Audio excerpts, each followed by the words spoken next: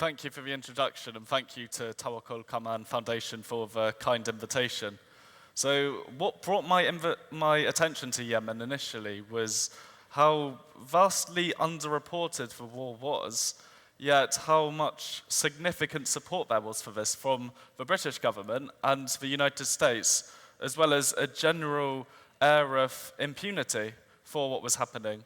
So that attracted me to specifically focus on what close Western allies were doing in the region, namely Saudi Arabia and the United Arab Emirates. And since then, I have particularly focused on the roles they have been doing in the country. Yet, I noticed that there was a divergence in this. Obviously, a lot of Western media reports on the conflict as the Saudi-led coalition fighting against the Iran-backed Houthis. So that gives a false impression of what's actually been happening in the conflict. There's actually been a lot of divergence with Saudi Arabia and the United Arab Emirates, as has been clear fairly early on in the conflict. As the Aden coup in August the 10th last year showed, the two sides were not entirely aligned with one another. Though their alliance is very much still intact and it is going to stay that way for the near future, there is still differences, which has considerable repercussions for the people of Yemen. The country is unfortunately the one which pays the price of these geopolitical interests. So when Saudi Arabia intervened, the UAE trained a significant level of separatist militias and has since empowered the Southern Transitional Council. They have their own geopolitical ambitions in the country, which they have been pursuing. And this has been more highlighted recently, as the Riyadh agreement has shown, but tried to stop this. So last November, Saudi Arabia and the United Arab Emirates came to a fragile truce to unify their preferred sides in the conflict. Since then, there has still been a considerable level of friction and tensions between the two sides. So even though a lot of the deals or the parts of the agreement were supposed to be implemented, deadlines have been passed and neglected. Supposedly, the STC, backed by the UAE, was supposed to withdraw from certain areas. But at the same time, both the Hadi government, backed by Saudi Arabia, and the STC, they still want to take advantage of this deal as much as they can. Effectively, the STC and its Emirati backers still want to consolidate control over the south. And even since this deal has occurred, there has still been a lot of Emirati efforts to undermine it, particularly even though there was a withdrawal of Emirati troops from the city of Aden, there has still been a presence elsewhere in the south, and also in Socotra Island, as we have seen very recently. Emirati militias have continuously expanded their presence there. Abu Dhabi wants to consolidate this island along with the rest of southern Yemen in order to secure its influence over the southern ports and to establish its global maritime trade significantly and empower itself as an economic and geopolitical powerhouse. So that has been continuing a lot since then. And obviously, Saudi Arabia at the same time has been kind of balancing its relationship with United Arab Emirates because it has pursued through its supposed reconstruction programs across Yemen measures to build relations in the south and its influence there and across the north too, as much as it can. So while it presents itself as a humanitarian force in the country, particularly with its development projects, really these are measures to create a guise for its own interests, to secure its own long-term presence in the country, and also to create a form of soft power. So you have that particular element in line with what the United Arab Emirates is doing. But since currently for now, Saudi Arabia could be considered to be in the driver's seat, or at least it was after the Riyadh agreement.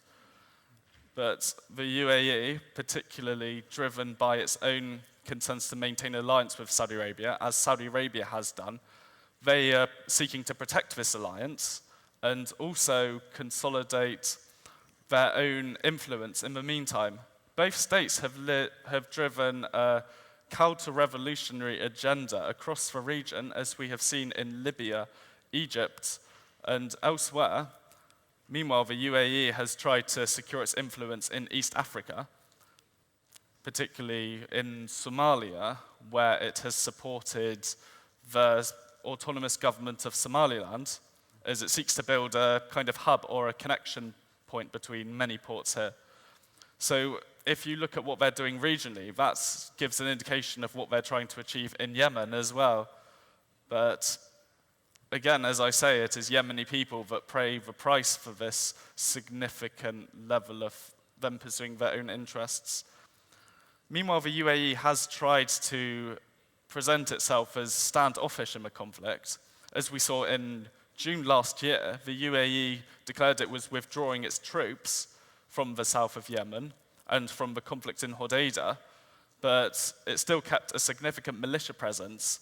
And then after the Aden coup, it had consolidated more support for the militias, and quite blatantly, it had carried out an attack on government troops and with airstrikes to consolidate their own stronghold over the south. So that showed that there was a significant desire for them to help maintain the SDC's control in the south. And going forward, this is going to leave a really unstable form of governance in Yemen, because there are no legitimate efforts to actually secure a strong state in Yemen and to bring about an end to this significant level of interference. Europe and the rest of the international community has backed off considerably after the Riyadh agreement. The EU praised Saudi Arabia for its supposed peace efforts, while it was merely seeking to shore up its own influence in the country. So that has given rise to a lot of further tensions in the south, particularly as there are no strong efforts to actually pursue peace in the country. And this is very reflective of what's been happening throughout the war. I mean, obviously Saudi Arabia and the United Arab Emirates wouldn't have been able to pursue their military campaigns in the north and the south if it wasn't for this tremendous level of Western support and impunity. So while this continues, while there is a significant level of silence from the West towards what Saudi Arabia and the UAE is doing, there is going to be a hard chance of actually securing a peace solution in Yemen, because Saudi Arabia and the UAE will just have a completely free rein to continue pursuing their own ambitions, which leads to more instability in Yemen. And particularly as there has been a rise of populism in the West. In Britain, we now have Boris Johnson, and in the United States, Trump is also considerably in favor of supporting Saudi Arabia and the United Arab Emirates and maintaining a close relationship with them. Both countries, incidentally, are doing this for the sake of profit, largely. This is going to create significant problems, and it is unlikely that this will be fully addressed within the near future. Meanwhile, it will just lead to the continuous carving up of Yemen. Saudi Arabia and the UAE, in the meantime, will consolidate their alliance, but in the future, particularly as violence could erupt, the Riyadh agreement isn't entirely stable. There are still tensions over Aden. Recently, the separatist forces, the SDC forces, had refused to let Hadi government troops re-enter, and there are tensions over other governorates like Shabwa. This could lead to a breaking down of this deal, and there will be further tensions. In the future, we may see more friction between Saudi Arabia and the UAE, particularly as they might argue over what they want to achieve in the country.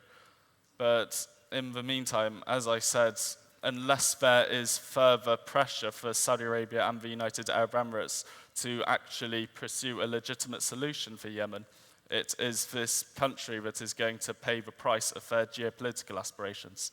Thank you. Thank you, Jonathan.